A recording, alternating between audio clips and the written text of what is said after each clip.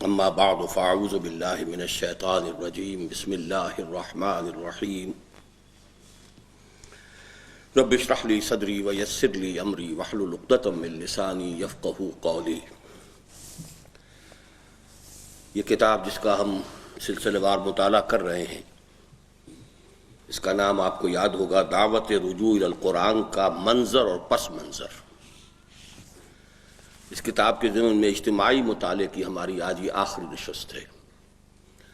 اس کے بقیہ بعض حصوں کے بارے میں میری گزارش یہ ہوگی کہ آپ لوگ انفرادی طور پر اسے پڑھ لیں۔ تو ذرا ذہن میں تازہ کر لیجئے کہ ہم نے اس کتاب کا مطالعہ کس ترتیب سے کیا تھا۔ سب سے پہلے ہم نے اس کا ایک مضمون پڑھا تھا جو صرف 6 صفحات پر مشتمل ہے کہ بدء اول یعنی اسلام کے آغاز، اسلام کی عظیم ترین حقیقتیں 2 تھیں، قرآن اور بات، اور بندہ مومن کی شخصیت کا جو حیولہ تخیل میں ابھرتا تھا، اس کے ایک ہاتھ میں قرآن اور ایک ہاتھ میں تلوار۔ گلشن نساء بیگم کے حوالے سے ہم نے علامہ اقبال کی وہ نظم بھی پڑھی تھی، یہی 2 قوتیں ہیں، حافظ یک دیگرند۔ میں نے جو اس کی تصویر بنائی تھی وہ یاد ہوگا، ایک ہاتھ میں قرآن، قرآن سے ایمان قلب میں، اور ایمان سے پھر جہاد۔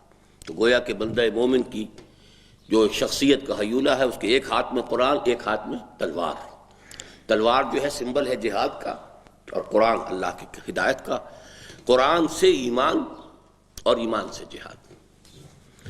اس کے بعد آپ نے اسلام کی نشرت ثانیہ کرنے کا اصل کام، اس کا وہ جو سابقہ میں نے مطالعہ کرایا تھا اور ویڈیوز اس کے تیار ہیں، اس کے حوالے سے آپ نے اس کا مطالعہ کیا۔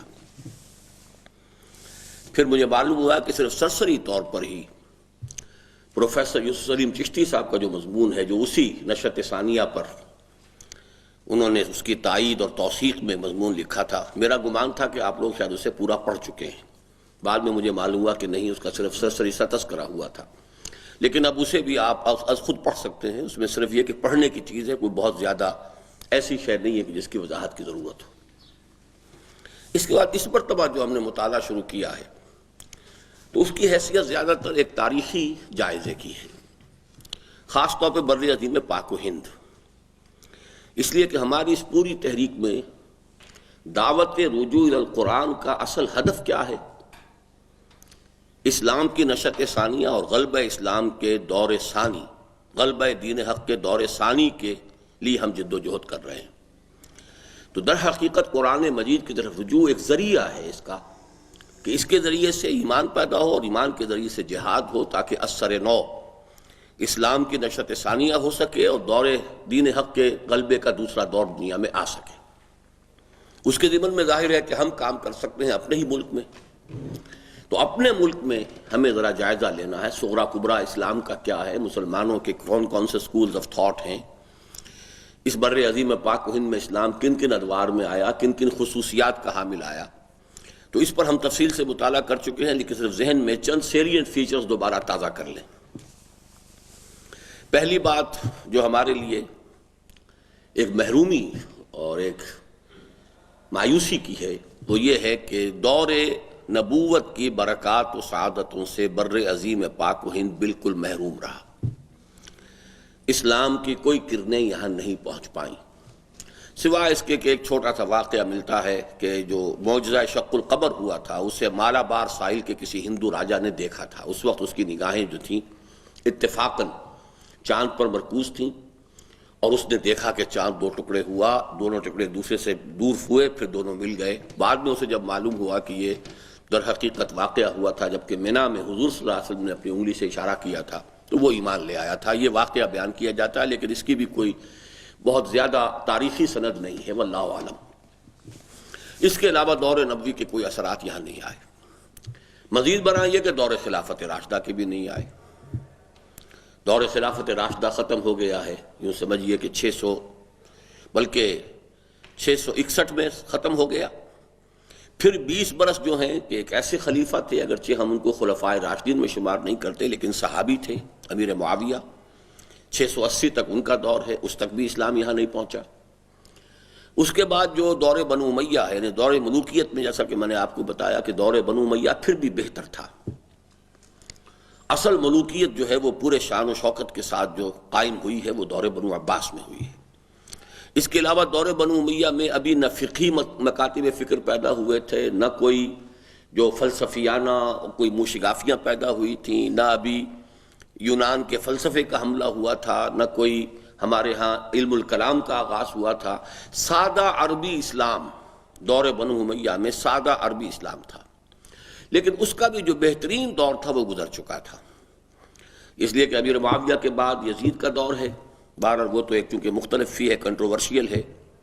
اس کے بعد دو بہت مختصر خلافتیں ہیں، اور اسی کے دوران میں جو ہے عبداللہ ابن زبیر رضی اللہ تعالی عنہما ان کا بھی دور خلافت ہے، وہ بھی گزر چکا. پھر مروان کا دور آیا، وہ بھی کوئی اچھے ادوار میں اس کا شمار نہیں ہے. لیکن پھر جب عبد الملک بن مروان آیا ہے تو یہ بھی دور بنو امیہ کا سنہری دور ہے. اس لیے کہ جیسا کہ میں نے آپ کو بتایا تھا کہ اگر وہ خلیفہ نہ ہوتا تو محدثین اور فقہاء کی صفوں میں اس کی جگہ تھی. اس کے بعد بھی ان کا ایک اور بیٹا جو ہے ولید بن عبد الملک، اس کا دور بھی بہت اچھا تھا. بہرحال یہ دور رفتہ رفتہ اب آ رہا تھا تنزل کی طرف. تب ہندوستان میں پہلی مرتبہ اسلام آیا محمد ابن قاسم رحمۃ اللہ علیہ کے ذریعے سے.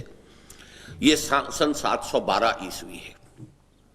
یہ اسلام جو آیا، پھر وہی نوٹ کر لیجئے 4 الفاظ کہ ابھی اس میں نہ فقہی اختلافات تھے، نہ کلامی بحثیں تھیں، نہ تمدن کے تصنعات اور تکلفات ابھی وجود میں آئے تھے. سادہ عربی جو بھی مزاج تھا عرب قوم کا وہ ابھی جوں کا تو برقرار تھا. اس لحاظ سے ہم کہہ سکتے ہیں کہ ہندوستان کو گویا کہ کسی درجے میں اصل عربی الاصل اسلام کی کچھ برکات سے مستفید ہونے کا موقع اس زمانے میں ملا ہے. اگرچہ دور نبوت ختم ہو چکا، دور خلافت راشدہ ختم ہو چکا، حضرت امیر معاویہ کا دور ختم ہو چکا، عبد الملک بن مروان کا دور ختم ہو چکا، لیکن پھر بھی ابھی یہ خصوصیات اسلام کی تھیں. لیکن یہ شارٹ لیوڈ رہا. محمد ابن قاسم کو بلا کر شہید کر دیا گیا، اور اس کے بعد تدریجاً جو ہے وہاں سے اسلام کا جو اقتدار اور حکومت کا معاملہ تھا وہ ختم ہوتا چلا گیا. یہ پہلا دور تھا. اس کے بعد جنوبی ہند کے مغربی ساحل پر اسلام کا ورود ہوتا رہا ہے، وہ صرف عرب تاجروں کے ذریعے سے. اس کو یوں سمجھیے کہ عرب سے سیدھا جنوب مشرق کی طرف چلیں تو پہلے یہ مالابار کا ساحل آتا ہے، پھر اسی لائن میں آگے آپ کو مل جائے گا سری لنکا، جو ابھی کل جو ہے کرکٹ کی اقلیم کی حکمران ٹیم بنی ہے. اس سے آگے چلیں تو اسی ڈائریکشن میں پھر یہ انڈونیشیا، ملایا اور سماٹرا، یہ علاقے. ادھر جو اسلام گیا ہے وہ عرب تاجروں سے گیا ہے، ادھر کوئی بھی فوج کشی کبھی نہیں ہوئی. اور یہ اسلام جو تھا اس میں جیسا کہ میں نے پہلے آپ کو بتایا تھا کہ شوافے جو کہ بعد میں جب کہ وہ مکاتب فلسفہ اور مکاتب فقہ پیدا ہو چکے ہیں تو شافعی اسلام گیا ہے ادھر. لیکن ہندوستان میں صرف یہ مغربی ساحل کا معاملہ ہے. اس کا اصل جو اسلام یا مسلمانوں کا ورود ہوا ہے پھر 300 برس بعد ہوا ہے، اور وہ ہوا شمال مغربی سرحد کی طرف سے.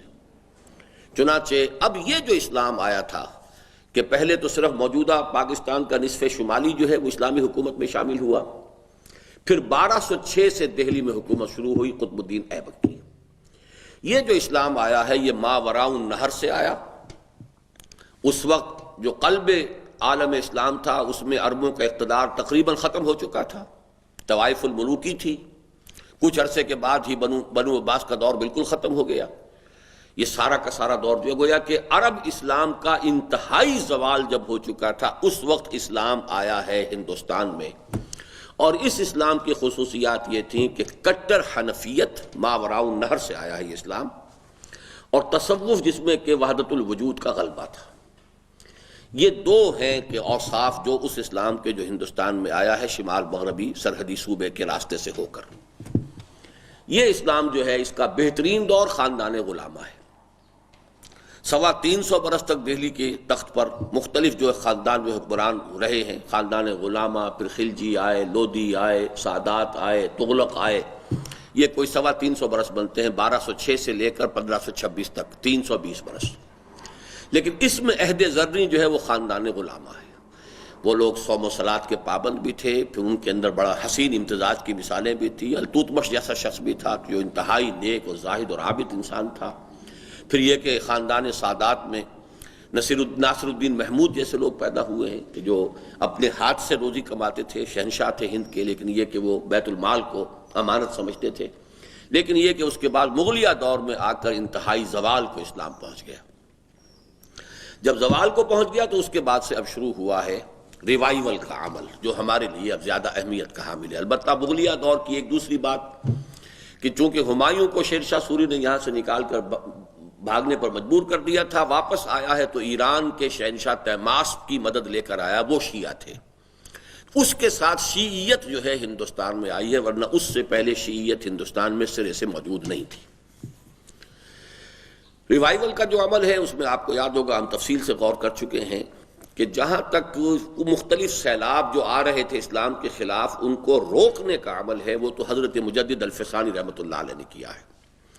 یہ سیلاب آج پھر میں چاہتا ہوں کہ آپ نوٹ کر لیں کہ اسلام کے خلاف یہ جو سیلاب آ رہا تھا یہ یوں سمجھیے کہ تین گونا تھا. سیاسی اعتبار سے متحدہ قومیت،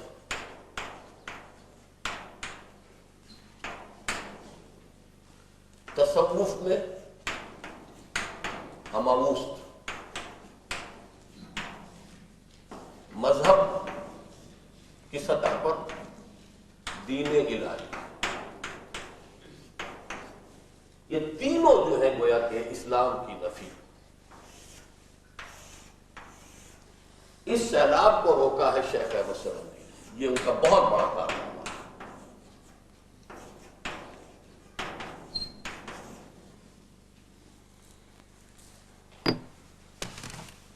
البتہ اس کے بعد جو ریوائیول کا عمل شروع ہوا ہے وہ اب گویا کہ یہ یوں کہیے دوبارہ ریوائیول ہے. یہ شاہ ولی اللہ نے،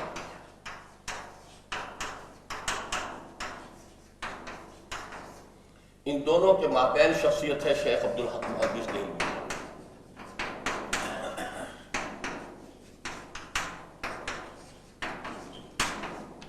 شاہ ولی اللہ نے کیا کیا کام کیے؟ ایک تو شیخ احمد سرہندی ہی کا جو کام تھا رد شیعیت،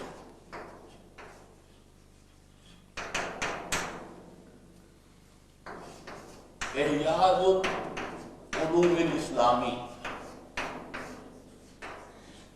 حدیث، علم کلام، تصوف، اور سب سے بڑا رجوع الی القرآن.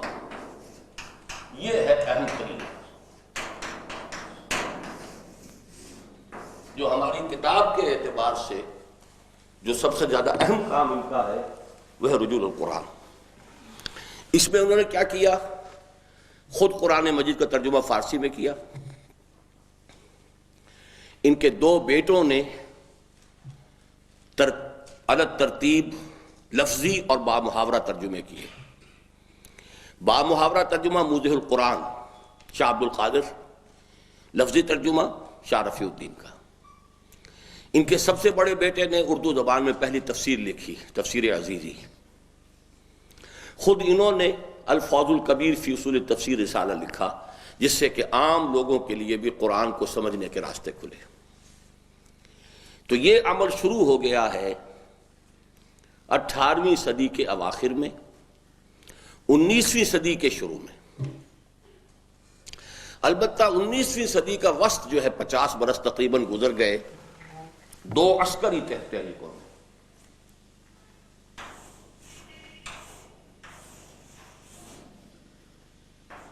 19ویں صدی کا وسط تحریک شہیدین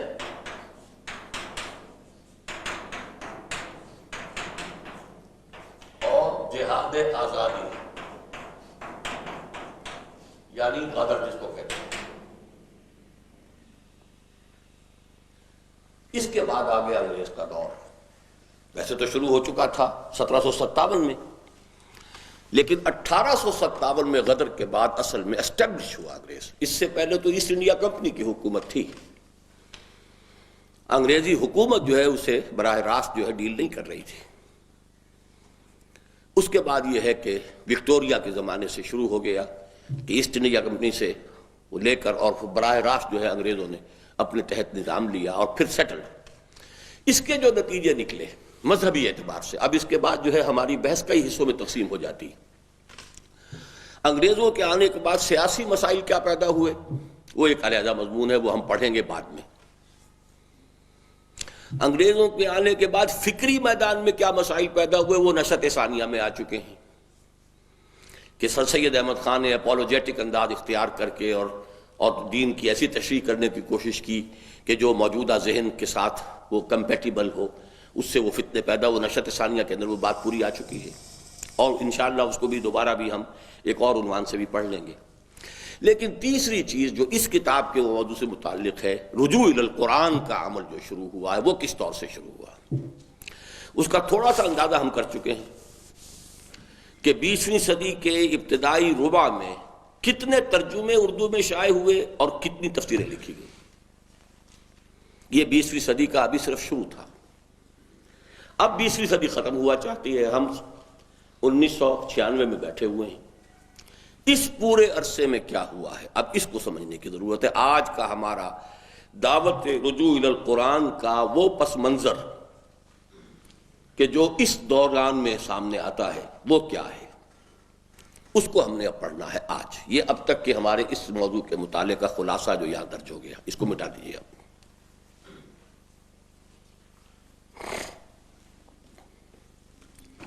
لیکن ایک بات نوٹ کر لیجئے جو ہم پڑھ چکے ہیں کہ کتنے ترجمے اور کتنی تفسیریں، انگریزی میں ترجمہ، اردو میں ترجمہ یہ جو ہوئے ہیں، اتنا کام دنیا میں کسی دوسرے ملک میں نہیں ہوا ہے قرآن پر جتنا کہ ہندوستان میں ہوا ہے۔ بات وہی ہے، شاہ ولی اللہ سے شروع ہوئی، درمیان میں تھوڑا سا گیپ ہے 50 برس کا، اس کے بعد پھر شروع ہو گیا۔ اس عرصے میں سب سے پہلے نوٹ کرنے کی ضرورت ہے، پہلے 50 برس میں تفسیر قرآن کے 3 مکاتب فکر پیدا ہوئے۔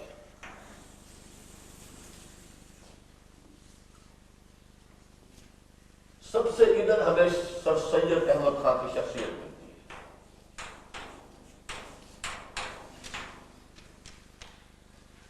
سر سید احمد خان نے چونکہ نیچری انداز میں تفسیر کی، نیچری یہ لفظ نیچری خبر سے ان کو اس وقت علماء نے نیچری قرار دیا، یعنی نیچرل سائنسز جو ہندوستان میں انگریز کے ساتھ آئیں، فزکس خاص طور پر، اس کے حوالے سے قرآن کی تفسیر، جس کے نتیجے میں انہوں نے کہا کہ فرشتہ کوئی چیز نہیں ہے، فورسز آف نیچر کو فرشتہ کہہ دیا گیا ہے، فرشتے کا کوئی ایگزسٹنس نہیں ہے، پرسونیفائڈ ایگزسٹنس، اس لیے کہ سائنس کیسے تسلیم کرے فرشتے کو؟ جنات بھی کوئی شے نہیں ہے، صرف مشتعل مزاج اکھڑ غصے میں آگ بگولا ہو جانے والے غیر مہذب انسانوں کو جن کہا گیا۔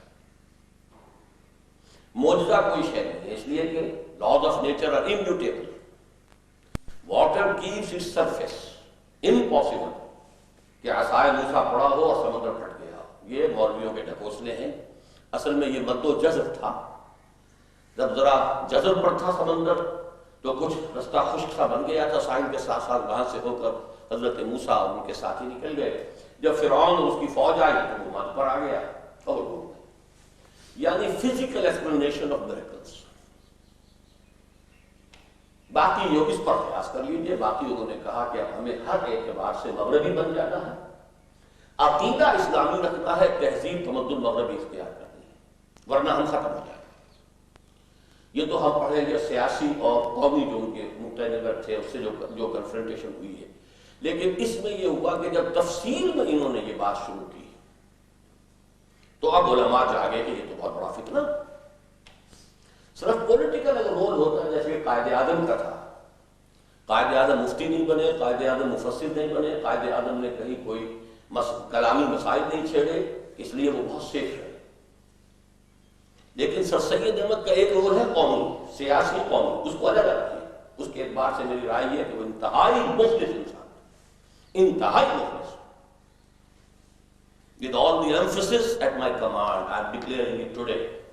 انتہائی مخلص قوم کے ساتھ اور اسلام کے ساتھ، مسلمانوں کے ساتھ، لیکن متکلم اور مفسر کی حیثیت سے جو رول اختیار کیا وہ نہایت تباہ کن تھا، خالص ایک نیچری ایک گویا کہ اس جدید مغربی سائنس کے ساتھ اس کو کمپیٹیبل بنانے کے لیے انہوں نے دین کے بنیادی عقائد میں تحریف کی۔ اب اس کا ریئیکشن ہوا۔ میرا تھیسس یہ ہے کہ علماء بالکل اس کے باوجود بھی شاید ابھی قرآن کی طرف متوجہ نہ ہوتے، وہ تو اپنی فقہ اور حدیث میں لگے رہتے ہیں۔ جب سٹیمولس آ جاتا ہے تو انہیں کو ریئیکشن کرنا پڑتا ہے۔ تو در حقیقت انیشیٹ کیا ہے اس پروسیس کو پچھلی صدی کے اواخر میں سر سید احمد خان نے، جب انہوں نے تفسیر بیان کرنی شروع کی تو اب علماء کو ہوش آیا۔ اب ان میں سے سب سے پہلے حلقہ دیوبند سے شیخ الہند مولانا تھانوی، اسی طریقے سے آپ بلکہ ان کو میں خیال ہے کہ دینا پڑے گا۔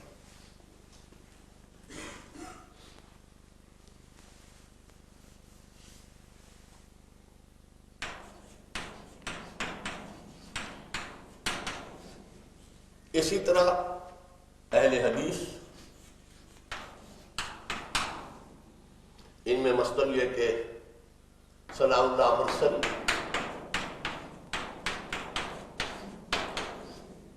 بریلوی، ان میں احمد رضا خان، پھر مفتی نعیم مراد آبادی،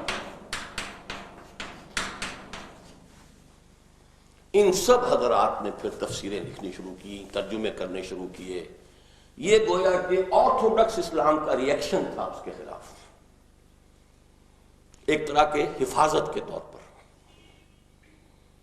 ان میں ان کے جو تھوڑے بہت اعتقادی اختلافات ہیں وہ اپنی جگہ پر ہیں، بحیثیت مجموعی انہوں نے دین کی جو اعتقادی بنیادیں ہیں ان کو اس نیچری حملے سے بچایا۔ اس نیچری میدان میں سر سید کے پھر بہت سے پیرو پیدا ہوئے۔ علامہ مشرقی،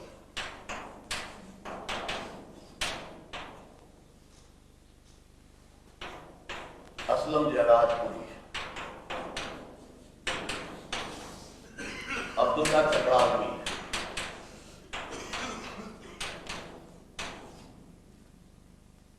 غلام احمد قادیانی، میں ایکسٹریم لیفٹ پہ جا رہا تھا، مولوی محمد علی لاہور، یہ سب شاخیں جو ہیں در حقیقت سر سید کی فکر کی۔ اور پرویزی، غلام احمد پرویز،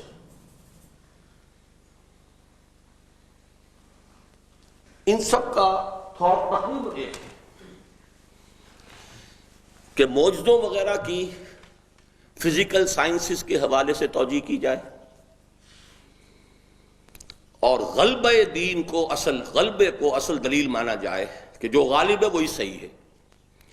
جب مغرب غالب آ گیا تو مغرب ہی صحیح ہے۔ پھر یہ علامہ مشرقی نے اس فکر کو اتنا اونچا پھیلایا ہے، اور مولوی کا مذہب نمبر 1، مولوی کا مذہب نمبر 2، مولویوں کے مذہب کی وہ تنقید کی ہے، اتنی تنقید کی ہے، اتنی ان کی تضحیک کی ہے، اتنا مذاق اڑایا۔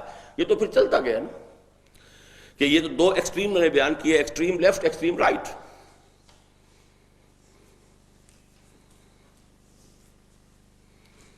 تو شجرہ نسب ذہن میں جما لیجئے کہ سب سے پہلے سر سید خان وہ میدان میں اترے، 1875 کے اندر انہوں نے رسالہ جاری کیا، یہ ہم پڑھ چکے ہیں، اور اس میں انہوں نے تفسیر شروع کر دی۔ 15 پارے تک کی تفسیر کی تھی، وہ میرے پاس موجود ہے 15 پارے کی تفسیر ان کی۔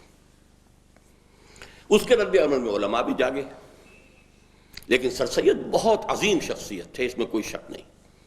معلوم ہوتا ہے کہ قوت کار، جوش، جذبہ، اس کا جس کو کہتے ہیں انرجی پیک، کوٹ کوٹ کر بھری ہو، خلوص و اخلاص بھی کوٹ کوٹ کر بھرا ہوا، اس میں کوئی شک نہیں۔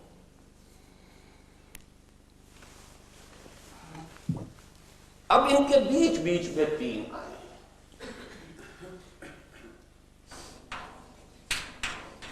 اقبال اور شبلی۔ شبلی جو ہے وہ سر سید ہی کی شاخ ہے،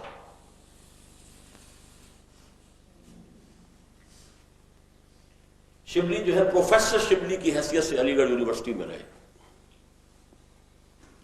لیکن جب علی گڑھ یونیورسٹی کے اوپر کچھ زیادہ ہی لادینیت کا رنگ انہوں نے دیکھا کہ صرف اسلامیات کا مضمون پڑھانے سے کوئی بات نہیں بن رہی، تہذیب اور تمدن کے اعتبار سے تو دوسری طرف چلے جا رہے ہیں، تو یہاں سے علی گڑھ اسکول آف تھاٹ سے دو اشخاص ٹوٹے ہیں۔ سیاسی میدان میں مولانا محمد علی جوہر، وہ پھر اینٹی تھیسس بنے، لیکن وہ سیاسی میدان کی بات ہے، اس وقت ذہن سے نکال دیجئے، اور علمی میدان میں علامہ شبلی۔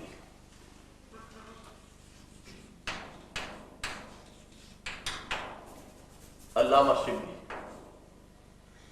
اور علامہ اقبال دونوں علامہ ہیں۔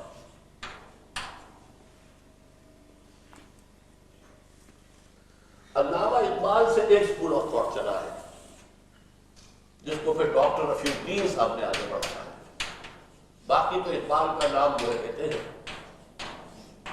لیکن اس ٹائم میں کوئی کام اضافی انہوں نے کیا۔ شبلی کے دو شاگرد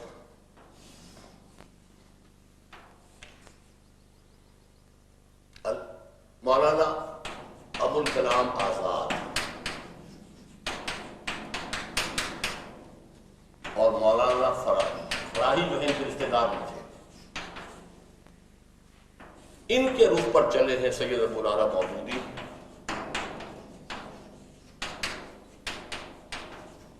اور یہ ہے مولانا امین حسن اصلاحی۔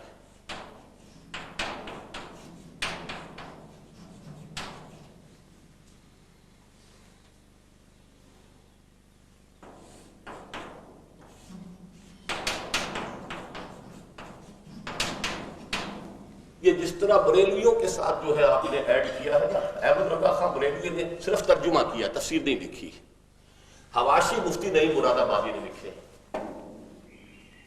بریلوی مکتب فکر میں، دیوبندی مکتب فکر میں شیخ الہند نے ترجمہ کیا، اور حواشی صرف 5 پارے کے شیخ الہند کے ہیں، مولانا محمود حسن صاحب کے، باقی سارے شبیر العثمانی صاحب کے ہیں۔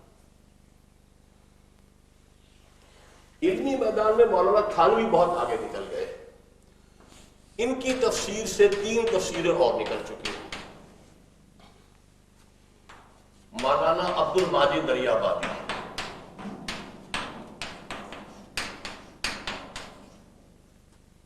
مولانا مفتی محمد شفیع، مولانا ادریس کاندھلوی،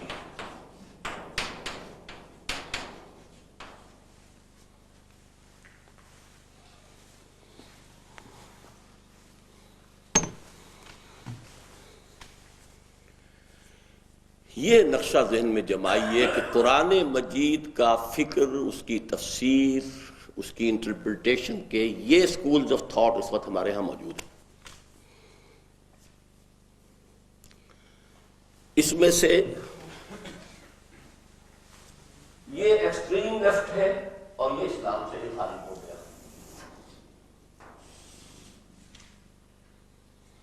یہ بہرحال اسلم جراج پوری، عبداللہ چپڑالوی، غلام احمد پرویز، علامہ مشرقی گمراہ تو ہیں، لیکن بہرحال دائرہ اسلام سے ان کو خارج نہیں قرار دیا گیا۔ آرتھوڈاکس روایت پسند علماء میں عدد کے حساب سے تو سب سے بڑا حلقہ یہ ہے، اس لیے کہ عوام الناس جو ہے زیادہ تر انہی کے عقائد کے حامل ہیں۔ علمی اعتبار سے سب سے زیادہ مضبوط حلقہ یہ ہے۔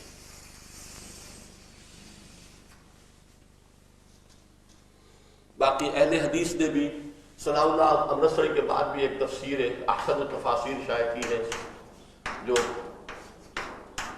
ذرا آسان انداز میں ہے۔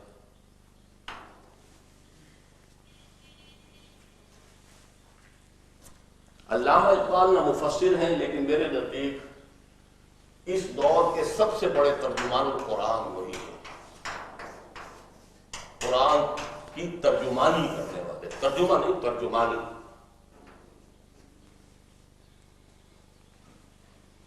اور ان سے جو اپنے آپ کو منسوب کرتے ہیں ان میں صرف ڈاکٹر رفیع الدین ہیں، جن کی ایک کتاب بہت اہم ہے، قرآن اور علم جدید۔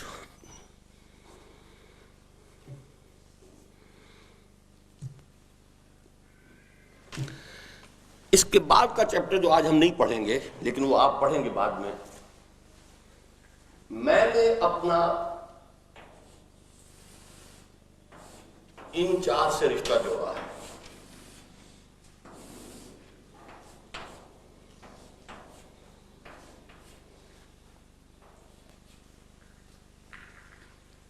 میں نے ان چار گوشوں سے اکتساب فیض کیا ہے. آرتھوڈکس علماء میں شیخ الہند اور مولانا شبیر احمد عثمانی، ان کو میں اپنے شیخین کہتا ہوں. شیخ الاسلام شبیر احمد عثمانی، شیخ الہند مولانا محمود حسن. تحریکی فکر میری مولانا ابوالکلام آزاد اور سید ابوالعلا مودودی سے ہے، اور ان کو میں ابوین کہتا ہوں. اپنے ابوالعلا ابوالکلام، یہ دو میرے علم قرآن میں ابوین کے درجے میں. شیخین وہ ہیں. مولانا فراہی اور مولانا امین حسن اصلاحی یہ میرے ہی این ہیں. اب کوئی اور لفظ اس کا بنتا نہیں ہے. فراہی اور اصلاحی ہی این. اور اقبال اور ڈاکٹر رفیع الدین یہ دکترین ہیں. جدید فکر، جدید فلسفہ، اس کی تنقیح، اس کا پوسٹ مارٹم، اس میں کیا صحیح ہے کیا غلط ہے، وہ ان دونوں نے کیا ہے. وہ ان میں سے کوئی بھی نہیں کر سکتا. ان چار چیزوں میں دو چیزیں میری مزید شامل ہوئیں.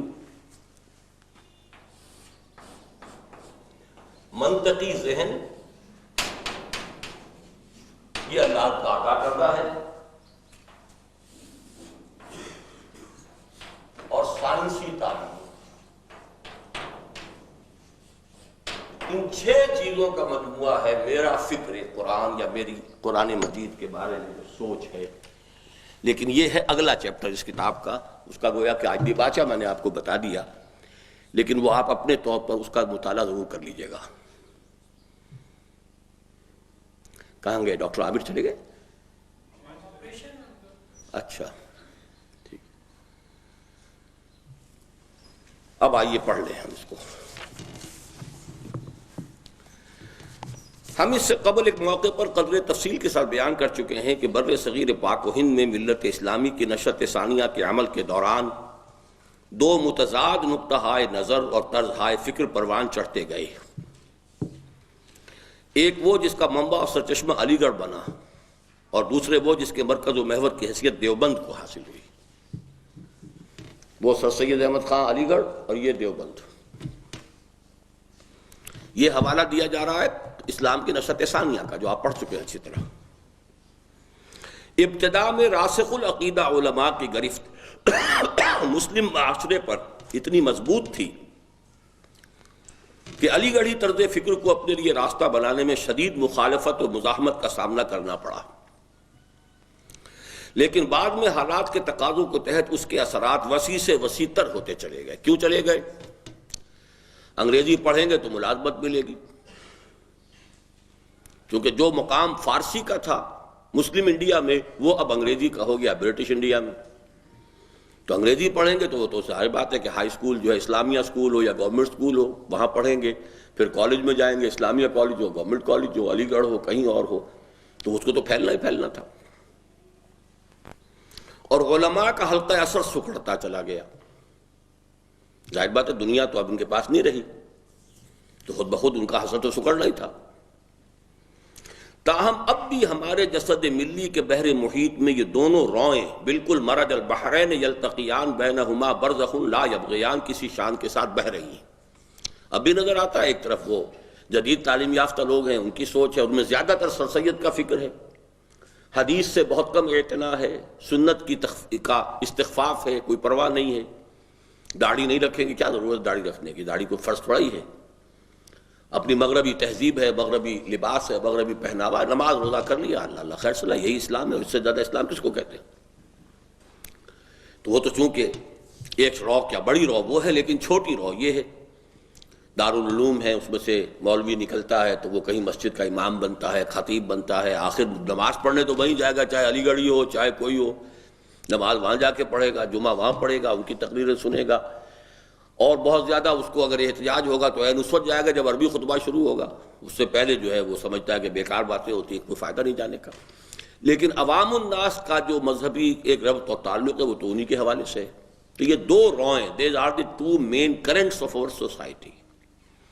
ان مین کرنٹس کا جو اوریجن ہے اس کو اچھی طریقے سے رجوع القرآن کے حوالے سے ٹاپ پر جو میں نے رکھا ہے اس کو سمجھ لیجیے.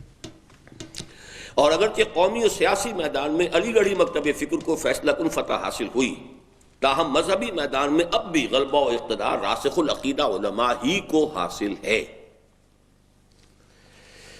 اس تفرقہ و اختلاف کے جو اثرات ہماری قومی اور سیاسی جدوجہد پر مترتب ہوئے وہ ہماری اس وقت کی گفتگو کے موضوع سے خارج ہیں. یہ میں نے عرض کیا ہے کہ اس کے بعد انشاءاللہ جلدی ہم وہ پڑھیں گے. اس وقت صرف یہ عرض کرنا ہے کہ قرآن حکیم کی جانب توجہ التفات کا جو رجحان پیدا ہوا اس میں بھی یہ دونوں رنگ بالکل علیحدہ علیحدہ نظر آتے ہیں. چنانچہ متذکرہ بالا تراجم و تفاسیر کو بنیادی طور پر دو گروپوں میں تقسیم کیا جا سکتا ہے. ایک متجددانہ رنگ کی حامل تفاسیر. دیکھیے ایک لفظ ہے تجدید اور ایک ہے تجدد. اس میں کیا فرق ہے؟ باب تفعیل سے اور تجدد کیا فرق ہے ان میں؟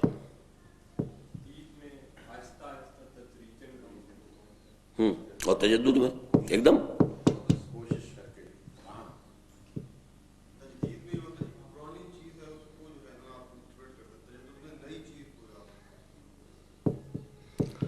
عربی کے حوالے سے بات نہیں بتا رہے آپ جی. ہاں دیکھو یہ ہے بات، اصل کانٹے کی بات. یہ تجدید میں آپ کسی اور چیز کو جدید نیا کرتے ہیں، تجدد میں خود نئے ہوتے ہیں. تعلم میں آپ خود علم حاصل کرتے ہیں، تعلیم میں آپ کسی اور کو علم دیتے ہیں. جو بات آپ کہہ رہے ہیں وہ افعال کے مقابلے میں تفعیل جب آئے گا تو افعال میں کوئی کام دفعتاً ہو جانا اور تفعیل میں اس کا تدریجاً ہونا. انزال ایک دم اتار دینا، تنزیل رفتہ رفتہ اتارنا. اعلام ایک دم بتا دینا، ہے دونوں متعدی، ایک دم بتا دینا اور تعلیم رفتہ رفتہ بتانا. تو تجدید کسی شے کو نیا کرنا. تو تجدید تو ہم چاہتے ہیں کہ ہو مجدد، اسلام کو نیا کیا جائے، اس کے اوپر سے جو غلط اثرات ہیں وہ ہٹا دیے جائیں. لیکن یہ کہ تجدد خود نئے بن جانا، نئے خیالات لا کے شامل کر دینا، تو یہ متجددانہ ہے.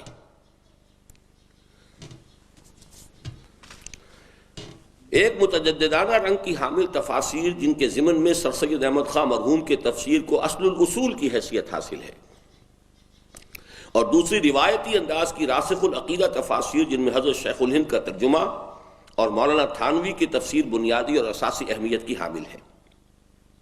چنانچہ واقعہ یہ ہے کہ قرآن مجید کے تراجم و تفاسیر یا بالفاظ دیگر فقہ قرآنی کے میدان میں خواہ مولوی عبداللہ چکڑالوی کی چکڑالویت ہو، خواہ مولوی محمد علی لاہوری کی لاہوریت، اور خواہ علامہ عنایت اللہ خان المشرقی کی مشرقیت ہو، خواہ چودھری غلام احمد پرویز کی پرویزیت، یہ سب فکر سر سید ہی کی شاخیں ہیں.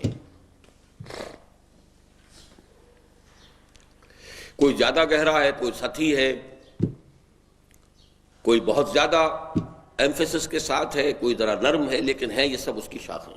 اور ابھی جو میں نے عرض کیا تھا کہ کراچی میں ایک شخص جو ہے خاصا ابھر گیا ہے، انگریزی میں وہ اسی فکر کو پھیلا رہا ہے، وہ شیخ، میں نام بھول جاتا ہوں اس کو، محمد شیخ.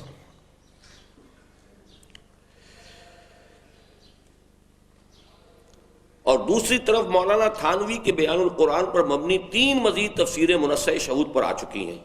ایک مولانا عبدالماجد دریابادی کی تفسیر جن میں تقابل ادیان اور خصوصاً بائبل ہسٹری کے ضمن میں بہت مفید مباحث ہیں. دوسری مولانا محمد ادریس کاندلوی کی تفسیر جس میں کلامی مسائل پر زیادہ توجہ کی گئی ہے.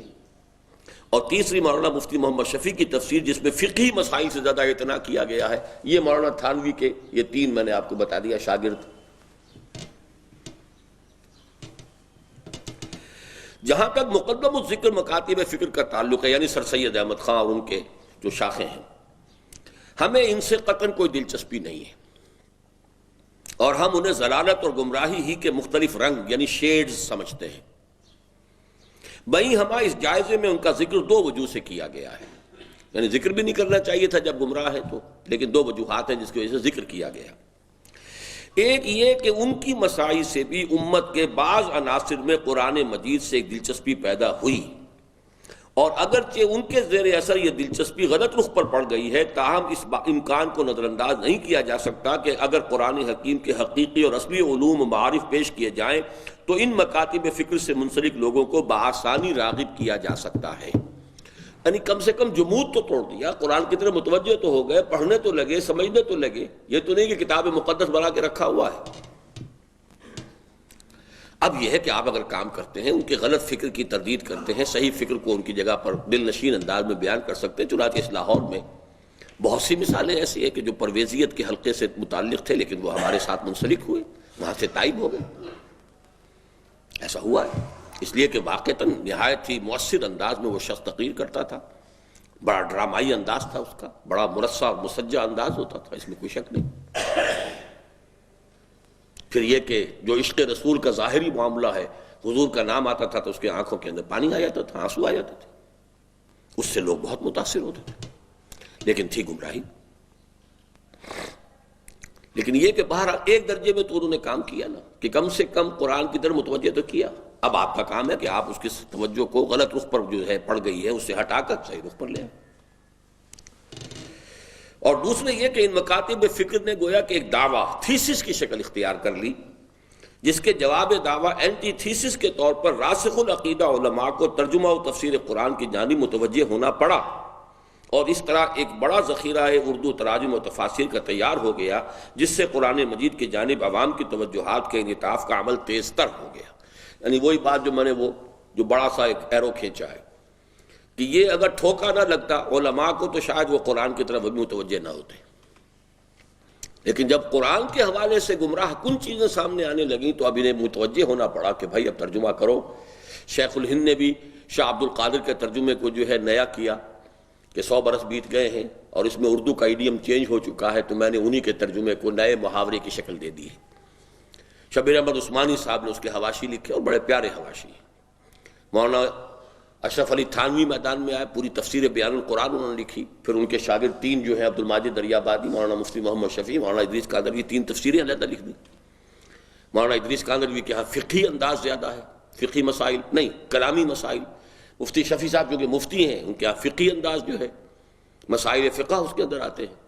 اور اسی طریقے سے مولانا عبد الماجد دریابادی نے چونکہ بائبل کا بڑا مطالعہ کیا تھا، ہندو مذہب کا بہت مطالعہ کیا تھا، تو جو کمپیریٹیو ریلیجن ہے ہندوازم اور کرسچینٹی سے، اس کا بہت عمدہ ریفرنسز آپ کو ان کے ہاں مل جائیں گے۔ تو یہ کام ہوا ہے، لیکن شاید یہ کام نہ ہوتا اگر سر سید نے وہ کام نہ کیا ہوتا۔ انہیں ایک طرح سے گویا کہ آپ بیدار کر دیا کہ یہ تو معاملہ جو ہے قرآن سے بہت فتنے اٹھائے جا رہے ہیں، تو اب ہمیں قرآن کے صحیح فکر کو لوگوں کے سامنے جوابی طور پر پیش کرنا ضروری ہے۔ ویسے یہ عرض کرنا غالباً خارج از محل شمار نہیں ہوگا کہ خود علماء کے حلقوں میں تاحال قرآن حکیم پر توجہ اس درجے مرکوز نہیں ہوئی جتنی ہونی چاہیے تھی۔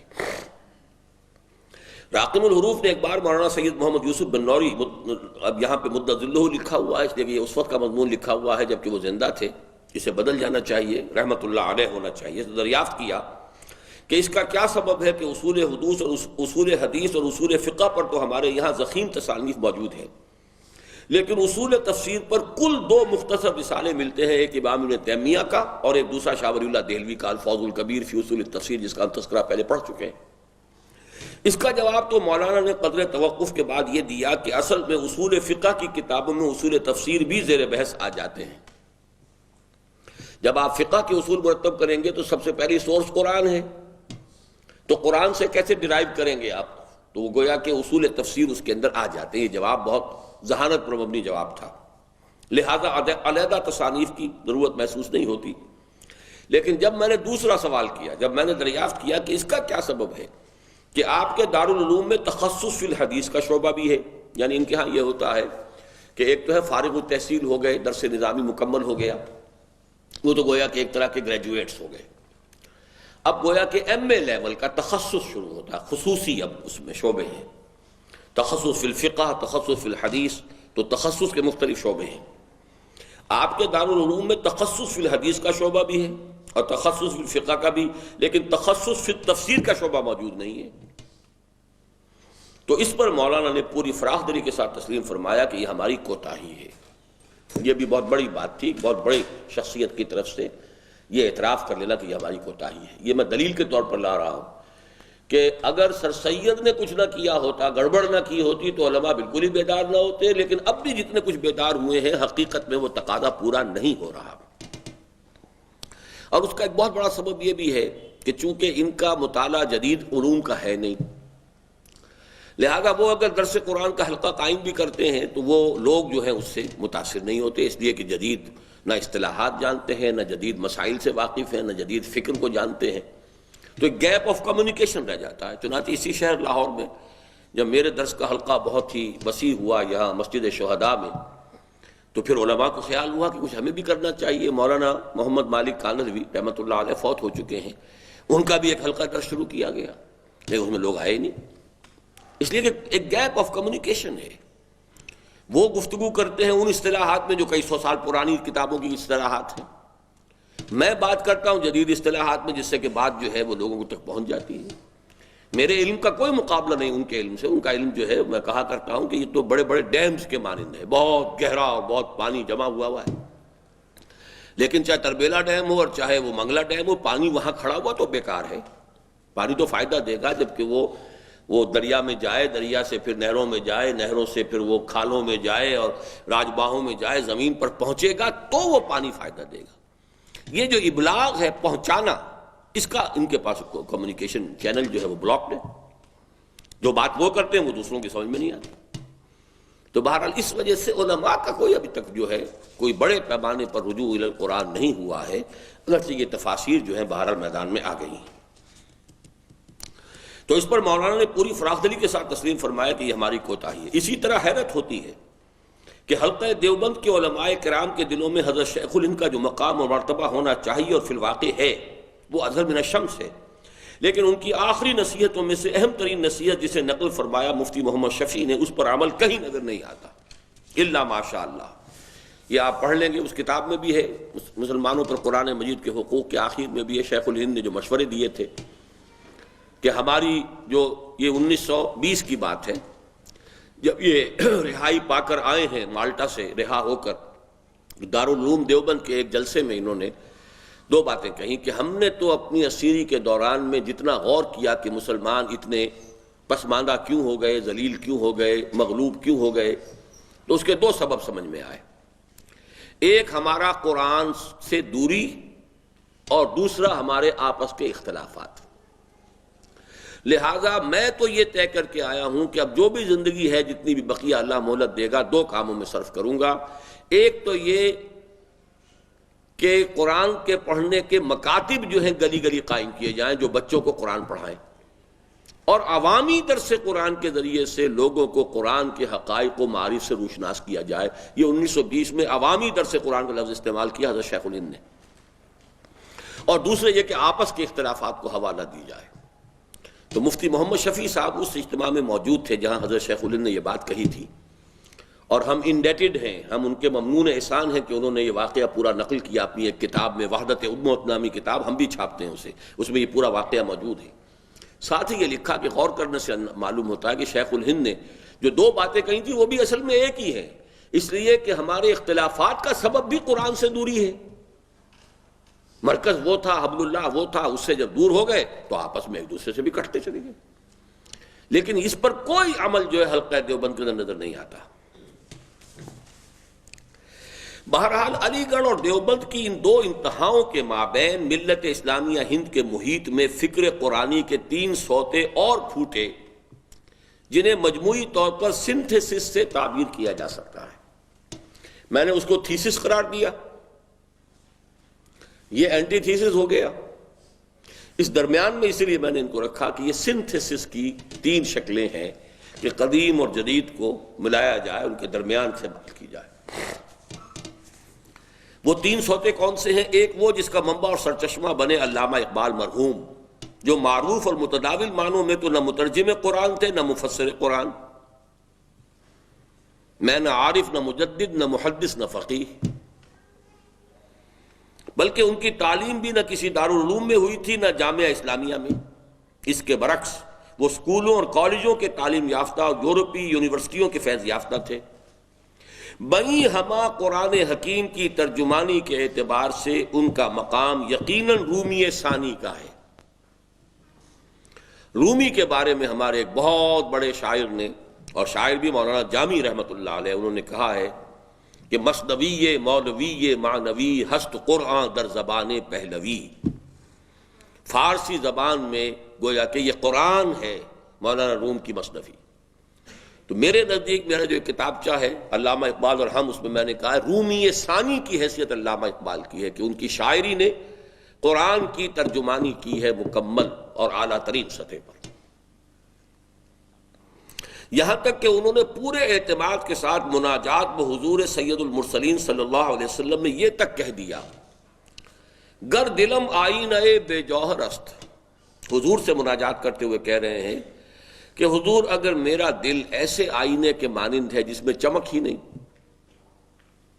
ورب حرفم غیر قرآن مضمر است، اور حضور اگر میرے پیغام میں، میری شاعری میں قرآن کے سوا کوئی اور شے داخل ہو گئی ہے، ذرا غور کیجئے، ورب حرفم غیر قرآن مضمر است، پردہ ناموس فکرم چاک کن، میرے فکر کے ناموس کا پردہ چاک کر دیجئے، این خیاباں راز خارم پاک کن، پھر تو گویا کہ شاہراہ پر میری حیثیت کانٹے کی ہے جس کو یہاں سے ہٹا دیا جانا چاہیے، روز محشر خار و رسوا کن مرا، اور محشر کے دن، حشر کے روز ہے، اے نبی صلی اللہ علیہ وسلم آپ مجھے ذلیل اور خوار کیجئے گا، بے نصیب از بوسے پاک کن مرا، اور مجھے اپنے قدم کے بوسے کی سعادت سے محروم کر دیجئے گا اگر میں نے قرآن کے سوا کچھ کہا۔ اس سے بڑا دعویٰ اور کوئی نہیں ہو سکتا، اور یہ صحیح ہے دعویٰ۔ اقبال کی ابتدائی شاعری کو چھوڑ دیجئے، وہ اس کا ایک فارمیٹو سٹیج ہے، وہ ہم پڑھ چکے ہیں علامہ اقبال کے بارے میں مفصل۔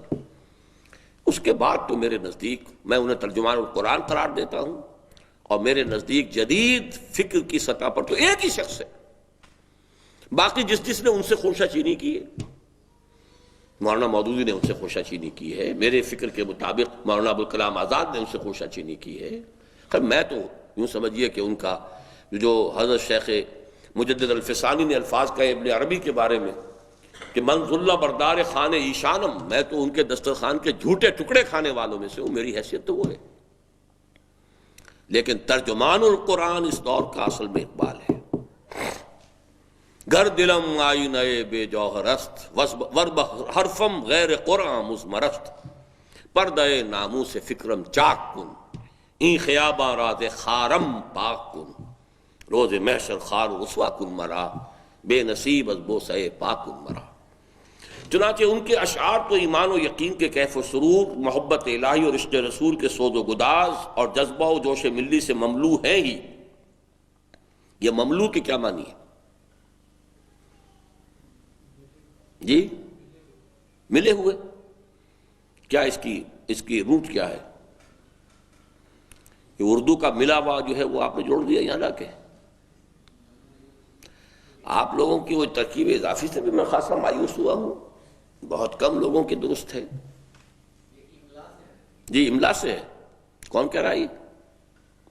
کیا معنی املا کے؟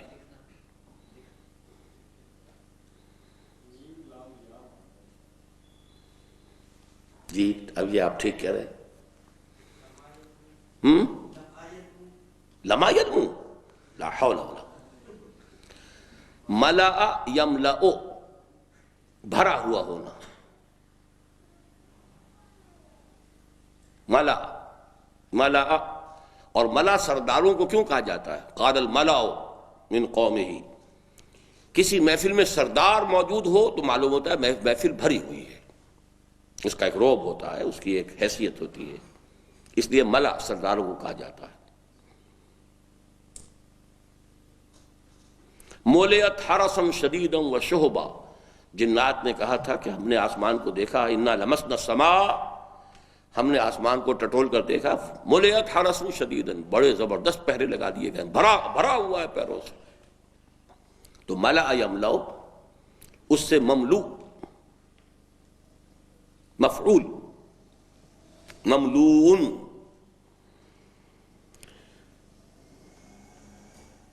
چنانچہ ان کے اشعار تو ایمان و یقین کے کیف و سرور، محبت الہی اور عشق رسول کے سوز و گداز اور جذبہ و جوش ملی سے مملوء ہیں ہی۔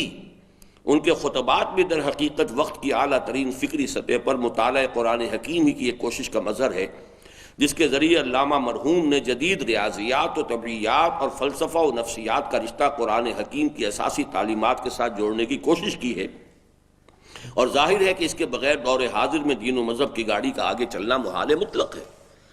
اگرچہ میں نے عرض کیا ہے اسلام کی نشرت ثانیہ میں کہ اس کتاب کے بعض جو ہیں مباحث ان سے مجھے اختلاف ہے، لیکن یہ کہ اس فکر، اس ڈائریکشن میں پہلی کوشش یہی تھی کہ جدید فزکس، جدید سائیکالوجی، جدید میتھمیٹکس، ان کے جو ٹاپ موسٹ خیالات ہیں ان کو قرآن مجید کے ساتھ جوڑا جائے، اور جوڑا جائے اس طریقے پر نہیں جیسے کہ سر سید احمد خان نے جوڑا ہے، بلکہ واقعتاً قرآن پر اعتماد رکھ کر، قرآن کو اصل مان کر اس کے ساتھ جو ہے ان چیزوں کو اس کے تابع رکھ کر جوڑنے کی کوشش، اگرچہ اس میں غلطیاں ہوئی ہیں۔ علامہ مرحوم کی اس فکری کاوش کے ضمن میں ان کے معروف ہم نشینوں نے تو کوئی مزید کام نہیں کیا، البتہ ڈاکٹر رفیع الدین مرحوم نے اس سلسلے میں خاصی وقی خدمات سر انجام دیں۔ چنانچہ انہوں نے ایک طرف قرآن اور علم جدید نامی تالیف کے ذریعے بعض جدید اور اہم نظریوں اور فلسفوں جیسے ڈارون کا نظریہ ارتقاء، فرائڈ کا نظریہ جنس، مارکس کا نظریہ جدلی مادیت وغیرہ کا جائزہ قرآن حکیم کی روشنی میں لیا اور ان کے صحیح اور غلط اجزاء کی نشاندہی کی کوشش کی۔ ان نئے نظریات میں سے کوئی بھی ایبسولیوٹلی رانگ نہیں ہے، ہر نظریے کے اندر کوئی پہلو صحیح ہے، لیکن کوئی شے باطل کی بھی شامل ہو گئی۔ اصل کام یہ ہے کہ اب آپ اس کے صحیح اور غلط اجزاء کا تجزیہ کر سکیں، علیحدہ کر سکیں، یہ کام ہے جو کرنے کا۔ دوسری طرف آئیڈیالوجی آف دی فیوچر نامی تصنیف کے ذریعے علامہ مرحوم کے فلسفہ خودی کو ایک مرتب اور منظم نظام فکر کی حیثیت سے واضح کیا اور ثابت کیا کہ نوع انسانی کا مستقبل اسی نظریے کے ساتھ وابستہ ہے۔ بر صغیر میں قرآنی فکر کا دوسرا دھارا مولانا ابوالکلام آزاد مرحوم کی شخصیت سے پھوٹا، جس پر فکر سے زیادہ دعوت کا رنگ غالب تھا۔ مولانا مرحوم مفسر قرآن کی حیثیت سے تو بہت بعد میں متعارف ہوئے، اس لیے کہ ترجمان القرآن کی جلد اول 1930 کے لگ بھگ شائع ہوئی، تاہم ان کی قرآن حکیم کی ترجمانی اور قیام حکومت الہیہ کے لیے دعوت جہاد کا ڈنکا بر صغیر کے طول و عرض میں 1912 تا 1916 الہلال اور البلاغ کے ذریعے بچ چکا تھا، اور اس ضمن میں وہ حضرت شیخ الہند رحمۃ اللہ علیہ ایسی عظیم شخصیت تک سے خراج تحسین وصول کر چکے تھے۔ افسوس ہے کہ 1920 اور 1921 میں جب بعض علماء کی مخالفت کے باعث مولانا مرحوم امام الہند کے منصب پر فائز ہوتے ہوتے رہ گئے، تو ایک شدید رد عمل ان کی طبیعت میں پیدا ہوا، اور وہ یہ سور پھونک کے تم سو گئے کہاں آخر کے مصداق اس راہ ہی کو تج کر انڈین نیشنل کانگریس کی بھول بھلائیوں میں گم ہو کر رہ گئے، اور اس طرح کم از کم عارضی طور پر بر صغیر میں قرآنی فکر کے اس دھارے کے سوتے خشک ہو گئے۔ مزید افسوسناک امر یہ کہ گاندھی جی کی شخصیت کے زیر اثر مولانا مرحوم وحدت ادیان کے بھی پرچارک بن گئے، اور اس طرح گویا برہمو سماج کی تقویت کا ذریعہ بن گئے۔ یہ ہم پڑھ چکے ہیں چیزیں، اس لیے اب میں تفصیل میں نہیں جا رہا۔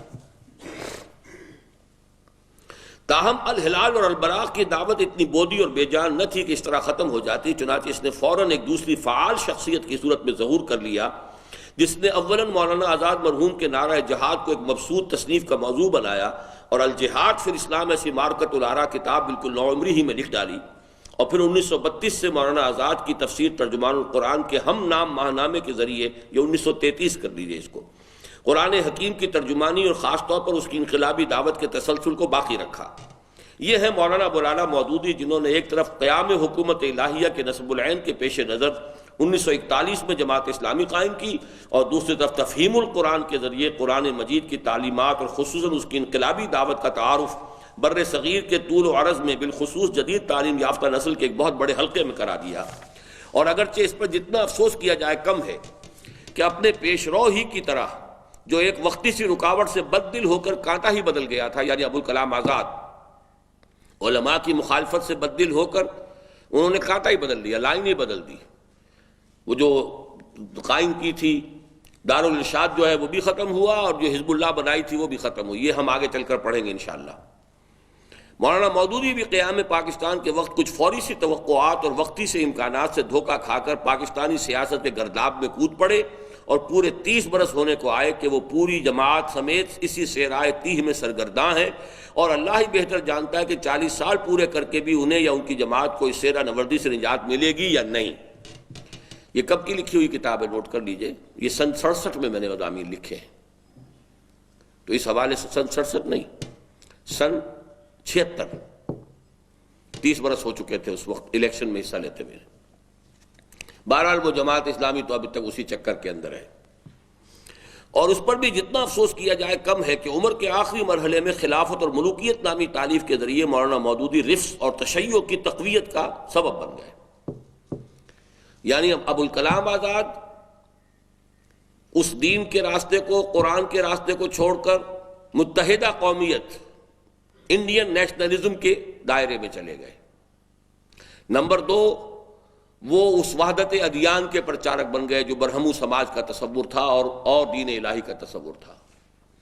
مولانا مودودی پاکستانی نیشنلسٹ سیاست کی گرداب میں پھنس گئے، اور خلافت و ملوکیت نامی کتاب کے ذریعے سے شیعیت کو اور رفض کو انہوں نے تقویت پہنچائی۔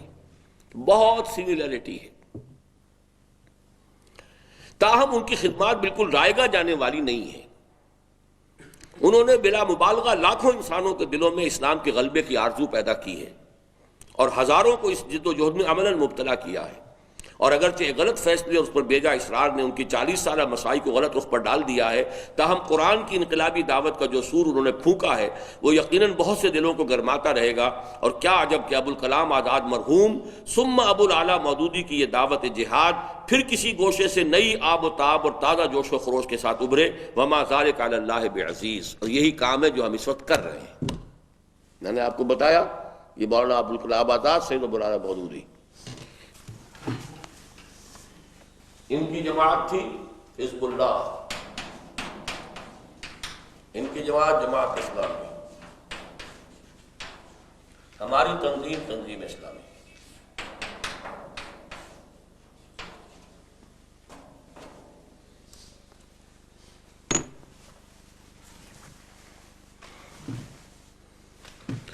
یہ درمیانی گوشوں کی باتیں کر رہے ہیں اس وقت۔ درمیان میں ایک علامہ اقبال، ڈاکٹر رفیع الدین ڈاکٹرین، دوسرے مولانا آزاد اور مولانا سید ابو الاعلیٰ مودودی، ابوین۔ اب آئیے تیسرا، وہ عظیم شخصیت جس سے بر صغیر میں دیوبند اور علی گڑھ کے مابین قرآنی فکر کا تیسرا سوتا پھوٹا، مولانا حمید الدین فراہی کی ہے، اور واقعہ یہ ہے کہ قدیم اور جدید کا حسین ترین امتزاج انہی کی ذات میں ہوا۔ انہوں نے 20 سال ہی کی عمر میں اس دور کے چوٹی کے علماء سے فارسی علوم اور دینی علوم کی تحصیل مکمل کر لی تھی۔ اس کے بعد وہ علی گڑھ کے ماحول میں رہے، اور وہاں انہوں نے انگریزی زبان اور فکر جدید کا براہ راست مطالعہ کیا۔ پھر ان کی نگاہیں قرآن حکیم پر مرتکز ہو گئیں، اور انہوں نے باقی پوری زندگی حکمت قرآن کی گہرائیوں میں غوطے لگانے میں بسر کر دی۔ اور اگرچہ ان کا مزاج کاتا اور لے دوڑی کے بالکل برعکس، نیکی کر دریا میں ڈال، اب یہ دو الفاظ علیحدہ علیحدہ سمجھ لیجئے۔ ایک محاورہ اردو زبان کا ہے، کاتا اور لے دوڑی، کوئی ذرا سا آپ نے لکھا فوراً شائع کرنے کی طرف بھاگے، اور ایک یہ ان کا مزاج تھا لکھ کر رکھتے رہتے تھے، اپنی زندگی میں کچھ شائع نہیں کیا، اور پھر نظر ثانی کرتے رہتے تھے۔ فائل کھولی ہوئی ہے، اس میں کوئی چیز لکھی شامل کر دی، کچھ عرصے کے بعد پھر نظر ثانی کی، تو ایک مفکر کا انداز تھا ان کا۔ چنانچہ اپنی زندگی میں مفسر یا مصنف و مؤلف کی حیثیت سے شہرت پانے کی کوئی کوشش انہوں نے نہیں کی، بلکہ جو کچھ لکھا اسے حوالہ صندوق کرتے چلے گئے۔ تاہم ان کی جو چند مختصر چیزیں ان کی زندگی میں شائع ہوئیں، انہوں نے ان کے تدبر قرآن کا لوہا وقت کے چوٹی کے علماء و فضلاء سے منوا لیا، اور ان کی مشائی کا اصل حاصل یہ برآمد ہوا کہ تدبر قرآن کا صحیح نہج واضح ہو گیا، اور قرآن حکیم کی معدن علم و حکمت سے معرفت کے ہیرے جواہرات نکالنے کا صحیح طریق معین ہو گیا۔ یہاں بھی نوٹ کر لیجئے کہ میں اس طریق کو تو صحیح سمجھتا ہوں، لیکن نتائج جو انہوں نے اخذ کیے ان میں سے بعض سے مجھے انہوں نے بالکل نیچری انداز میں کی ہے کہ یہ پرندے نہیں آئے تھے کہ جنہوں نے وہ ان کے چونچوں اور پنجوں کے اندر کوئی وہ تھے کنکر، اور ان سے وہ ہاتھی مر گئے اور فوجی مر گئی، نہیں، بلکہ وہ تو اصل میں پتھراؤ کیا تھا عرب کے اپنے لوگوں نے کھڑے ہو کر پہاڑوں پر چڑھ کر، اس سے موت واقع ہوئی تھی۔ البتہ پرندے آئے تھے ان کا گوشت کھانے کے لیے، کیونکہ یہ بات سمجھ میں نہیں آ سکتی تھی جدید نیچری ذہن کے کہ وہ پرندے آئیں اور پرندوں کی چونچوں میں اور پنجوں کے اندر جو ہیں وہ کنکریاں ہوں، اور ان کنکریوں سے ہاتھی مر جائیں اور انسان مر جائیں۔ تو یہ بات سمجھ لیجئے کہ یہ سارے میں نے شعبے گنوا دیے ہیں، لیکن 100% معاملہ جو ہے وہ تو آدمی کو سوچنا پڑتا ہے کہاں کیا چیز صحیح ہے کیا غلط ہے۔ میتھوڈالوجی صحیح ہے، لیکن میتھوڈالوجی سے جو نتائج اخذ کیے گئے وہ صحیح نہیں ہے، بات صحیح نہیں ہے، بات صحیح ہے۔ مولانا فراہی پر اللہ تعالیٰ کا خصوصی فضل و احسان یہ ہوا کہ انہیں ایسے شاگرد بھی میسر آ گئے جنہیں انہوں نے اپنے طرز پر غور و فکر کی تربیت خود دے کر تیار کر دیا تاکہ وہ ان کے بعد ان کی روشن کی ہوئی راہ پر آگے بڑھ سکیں۔ ان کے تلامذہ میں سب سے زیادہ نمایاں مقام تو حاصل ہے مولانا امین احسن اصلاحی کو، جنہوں نے نہ صرف یہ کہ حقیقت شرک، حقیقت توحید، حقیقت تقوی اور حقیقت نماز جیسی گرامایہ تصانیف کے ذریعے خالص قرآنی علم کلام کی تدوین کی راہ کھول دی۔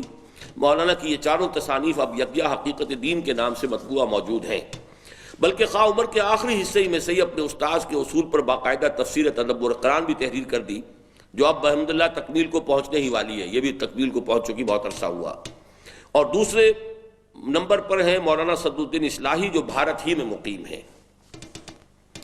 بے لگام اور مادر پدر آزاد متجددین، اب یہ فقرہ جو ہے آخری سمجھ لیجیے، بے لگام اور مادر پدر آزاد متجددین، وہ تو ایکسٹریم لیفٹ، اور روایت پرست اور قدامت پسند علماء، یہ ادھر ہیں، کہ بین بین فکر قرآنی کے یہ تین دھارے جو بر صغیر پاک و ہند کے محیط علمی میں بہہ رہے ہیں، بظاہر ایک دوسرے سے بہت مختلف ہونے کے باوجود ایک دوسرے کے لیے جذب و انجذاب کا شدید میلان رکھتے ہیں۔ جذب و انجذاب کے کیا معنی؟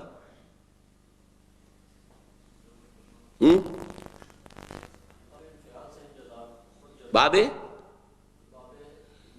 انفعال سے انجذاب، خود جذب ہو جانا، اور جذب کے معنی کسی دوسری شے کو جذب کر لینا۔ تو جذب و انجذاب، جب تک یہ دونوں صفتیں موجود نہ ہوں تو جذب نہیں ہوگا۔ کوئی شے جذب ہو ہی نہیں سکتی تو کیسے جذب کریں گے اسے؟ کسی شے میں جذب کرنے کی صلاحیت ہی نہیں ہے، وہ کیسے جذب کرے گی؟ جیسے یہ ہے کہ کمبسٹیبل، کوئی شے جو جل سکتی ہے اسی کو آپ جلا سکتے ہیں، جو انکمبسٹیبل ہے اسے آپ جلا نہیں سکتے۔ آپ جتنی چاہے گرمی اس کو پہنچا دیں، وہ پگھل جائے، کچھ اور ہو جائے، آگ نہیں لگے گی اسے، انکمبسٹیبل۔ تو اسی طریقے جذب و انجذاب، جب دونوں چیزیں ہوں گی تو وہ جذب ہونے کا عمل پورا ہوگا۔ ان میں سے مؤخر و ذکر دو دھارے تو در حقیقت پھوٹے ہی ایک عظیم شخصیت، عظیم اور گمبھیر شخصیت سے ہیں، جس نے دیوبند اور علی گڑھ کے مابین ایک درمیانی راہ نکالنے کی غرض ہی سے ندوۃ العلماء لکھنؤ میں ڈیرا لگایا تھا، علامہ شبلی۔ ہماری مراد علامہ شبلی نعمانی مرحوم سے ہے، جنہیں مولانا فراہی اور مولانا آزاد مرحوم دونوں کے مربی کی حیثیت حاصل ہے۔ ہم نے اب سے لگ بھگ 8 سال قبل ایک مفصل مضمون انہی صفحات میں تحریر کیا تھا، جن میں علامہ شبلی، مولانا فراہی اور مولانا آزاد مرحوم کے ذاتی میلانات اور علمی و فکری رجحانات کا جائزہ لیا گیا تھا، اور جس کی تصویر مولانا عبدالماجد دریابادی نے، جنہیں بلا شبہ اس قافلے کے آخری مسافر کی حیثیت حاصل ہے، ان الفاظ میں کی تھی: حیرت ہو گئی شبلی، فراہی، ابوالکلام تینوں کی یہ نبازی بعد زمانی اور بعد مکانی دونوں کے باوجود اتنی صحیح کیوں کر لی؟ در حیرتم کے بعد فروش از کجا شنید، میں حیران ہوں کہ یہ چیزیں کیسے بادہ فروش نے سن لی۔ اس کے بعد ایک طویل اقتباس ہے، وہ میں چھوڑ رہا ہوں، اس لیے کہ یہ مضمون تو ہمیں اصل میں پورا بھی پڑھنا ہے انشاءاللہ۔ اب آگے اگلے 124 صفحے پر آخری الفاظ پڑھ لیجئے۔ قصہ مختصر، یہ کنکلوژن ہے۔ علامہ شبلی نعمانی، امام حمید الدین فراہی اور مولانا ابوالکلام آزاد کے مابین قرب و یگانگت کا یہی رشتہ تھا، جس کا نتیجہ یہ نکلا کہ جب مولانا ابوالکلام آزاد مرحوم کے معنوی خلیفہ مولانا سید ابوالعلا مودودی نے قیام حکومت الہیہ کے نصب العین کے پیش نظر جماعت اسلامی کی تاسیس کی، تو ان کی دعوت پر نہ صرف یہ کہ مولانا فراہی کے تمام نمایاں شاگرد بشمول مولانا امین احسن اصلاحی، مولانا اختر احسن اصلاحی اور مولانا صدر الدین اصلاحی لبیک کہتے ہوئے حاضر ہو گئے، بلکہ مولانا شبلی کے تلمیذ رشید مولانا سید سلیمان ندوی کے 2 ارشد تلامذہ، یعنی مولانا ابوالحسن علی ندوی اور مولانا مسعود عالم ندوی مرحوم بھی من نیز حاضر می شوم کے مصداق بن گئے۔ یہ جو چونکہ ان کے درمیان اتنا کلوز کانٹیکٹ تھا، اب اس کلوز کانٹیکٹ کو یوں سمجھیے، یہ چونکہ ان دو انتہاؤں کے بین بین ہے، یہ متجددانہ اور یہ قدامت پرست، ان کے درمیان یہ 3۔ علامہ اقبال ہیں جنہوں نے مولانا مودودی کو پنجاب بلایا، حیدرآباد دکن میں تھے، ان کی دعوت پر پنجاب آئے، اور مولانا اصلاحی صاحب ہے جو مولانا مودودی کے پاس پہنچ گئے۔ نہ صرف امین حسن اصلاحی بلکہ جیسا کہ میں نے گنوا دیا ہے ان کے اور بھی بڑے تلامذہ، اختر حسن اصلاحی، جلیل حسن اصلاحی، صدر الدین اصلاحی، یہ سب کے سب جو ہیں ان کے ساتھ آ گئے۔ یہ ایفینٹی تھی نا، یہ چونکہ ان دو انتہاؤں کے بین تین جو دھارے ہیں، ان کے مابین اتنی مماثلت تھی، اتنا قرب تھا، اگرچہ اپنی اپنی جگہ پر ہر ایک کا اپنا فکر ہے، لیکن تبھی تو یہ لوگ آ کر جڑ گئے ہیں۔ اور واقعہ یہ ہے کہ اس قران السعدین، قران کسے کہتے ہیں؟ مل جانا، جڑ جانا، دو سعد چیزوں کا، دو اچھی چیزوں کا جڑ جانا، یعنی یہ کہ مولانا مودودی اور مولانا اصلاحی، اس قران السعدین سے بہت سی برکتیں ظہور میں آئیں، جن کا نمایاں ترین مظہر مولانا امین حسن اصلاحی کی شاہکار تالیف دعوت دین اور اس کا طریقہ کار ہے، جس میں ایک جانب مولانا فراہی کے قرآنی غور و فکر کا تعمق موجود ہے، تو دوسری جانب مولانا آزاد مرحوم کا داعیانہ جوش و خروش بھی موجود ہے، اور اسی کے ذیل میں آتی ہے مولانا صدر الدین اصلاحی کی بعض تصانیف جیسے فریضہ اقامت دین، حقیقت نفاق اور اساس دین کی تعمیر وغیرہ۔ رہا فکر قرآنی کا اول ذکر دھارا، جس میں علامہ اقبال مرحوم کو تنہا ایک انجمن کی حیثیت حاصل ہے، تو اس کا بقیہ دونوں دھاروں سے ربط و تعلق اس واقعے سے بھی واضح ہو جاتا ہے کہ مولانا مودودی کو حیدرآباد کی بنجر اور سنگلاخ زمین سے ہجرت کر کے پنجاب ایسے زرخیز اور سرسبز و شاداب خطے میں اقامت گزین ہونے کی دعوت علامہ اقبال مرحوم ہی نے دی تھی، اور اس سے بھی آگے یہ کہ معروف علماء کے حلقے میں علامہ مرحوم کے سب سے بڑے بلکہ غالباً صحیح تر الفاظ میں واحد شیدائی مولانا ابو الحسن علی ندوی ہی ہیں، اور مولانا حسن علی ندوی بھی مولانا مودودی کے ساتھ آ گئے تھے۔ مزید برآں پنجاب میں مولانا مودودی کو جو مقبولیت حاصل ہوئی اور ان کی دعوت اور جماعت دونوں کو جو فروغ نصیب ہوا، بعض دوسرے اسباب و عوامل کے ساتھ ساتھ اس کا اہم ترین سبب یہی ہے کہ یہاں علامہ اقبال مرحوم اپنے اشعار کے ذریعے گویا قلوب کی دنیا میں ہل چلا چکے تھے، اور اب زمین منتظر تھی کہ کوئی آئے اور بیج ڈالے اور یہ اپنے خزانے اگل کر رکھ دے۔ خصوصاً پنجاب کا جدید تعلیم یافتہ نوجوان تو گویا اس دیگر دانائے راز کے لیے چشم براہ تھا، جس کا ذکر بشریر حسرت و یاس علامہ مرحوم نے مرتے دم کیا تھا۔ میں اپنے آپ کو بھی انہی نوجوانوں میں سے سمجھتا ہوں کہ جس کے ذہن پر اولین چھاپ علامہ اقبال کی شاعری کی تھی، لیکن اسی میں گویا کہ اسی کے نتیجے میں مولانا مودودی کی طرف جو ہے میرا رجحان ہوا۔ اب جو باب چہارم ہے اس کتاب کا، وہ آپ اپنے طور پر پڑھ لیجئے گا، میں اس کو نہیں پڑھانا، اس میں زیادہ میرا ذاتی مسئلہ ہے کہ میں نے کہاں کس سے، جیسا کہ میں نے نیچے بیان کر دیا ہے، مرکزی انجمن خدام القرآن لاہور کا مؤسس اور اس کے فکر کے عناصر اربعہ، یہ میں نے وضاحت کی ہے، تو اس میں زیادہ یعنی ایکسپلین کرنے کی ضرورت نہیں ہے۔ ویسے بھی چونکہ میری ذات کا معاملہ ہے تو اس کا میں زیادہ بیان کروں یہ ٹھیک نہیں ہے، آپ اس کا مطالعہ کر لیجئے۔ تو اس سے اب جوڑ ملا لیجئے شاہ ولی اللہ دہلوی تا انجمن خدام القرآن، شروع وہاں کام ہوا اور یہ کام اب اس طریقے سے برگ و بار لا رہا ہے کہ جو انجمن خدام القرآن، قرآن اکیڈمیز، قرآن کالج، دورہ ترجمہ قرآن، منتخب نصاب مطالعہ قرآن حکیم کا، یہ ساری چیزیں جو ہیں یہ سب در حقیقت جیسے آم کی گٹھلی میں پورا آم کا درخت ہوتا ہے، وقت لگنے پر کہاں سے آیا وہ درخت، وہ تو آم کی گٹھلی میں تھا، تو شاہ ولی اللہ دہلوی رحمۃ اللہ علیہ کی وہ در حقیقت مسائی ہیں کہ جن سے یہ سارا جو اب ظہور ہو رہا ہے، اور یہ میں سمجھتا ہوں کہ اللہ تعالیٰ نے ہم پر بہت بڑا فضل کیا ہے کہ اس میدان میں ہم نے ایک بڑے پیمانے پر کام کیا ہے۔ اللہ تعالیٰ اس کو قبول فرمائے۔